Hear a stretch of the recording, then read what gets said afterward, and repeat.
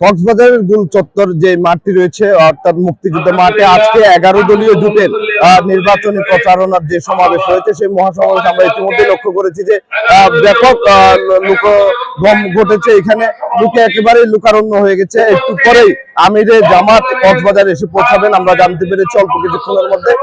সকাল থেকে আমরা দেখতে পাচ্ছি যে কক্সবাজারের আনাচে কানাচে থেকে বিভিন্ন যে উপজেলাগুলো রয়েছে সেখান থেকে তাদের নেতা কর্মীরা কক্সবাজারে এসে পৌঁছেছেন এবং আমরা একটু জানতে চাইবো যে যদি ডক্টর শফিকুর রহমান এবং 11 দলীয় জোট ক্ষমতায় আছে তাহলে কি ধরনের সরকার গঠন করবে এবং তাদের কি দাবি দাওয়া নিয়ে তারা আজকে এখানে এসেছেন সেটি আমরা জানার চেষ্টা করব।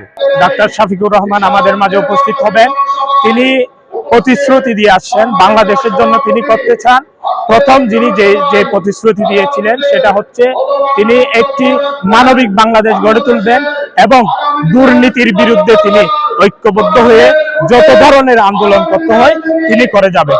তিনি চান এখানে দুর্নীতি মুক্ত, দখলবাজ মুক্ত এবং চাঁদাবাজ মুক্ত একটি বাংলাদেশ, যেখানে থাকবে সবার অধিকার এবং ন্যায্য পাওনা জনগণের কাছে পৌঁছে দেওয়ার প্রতিশ্রুতি নিয়ে ডাক্তার শফিকুর রহমান এই দেশকে নতুন ভাবে গঠন করার জন্য চাচ্ছেন।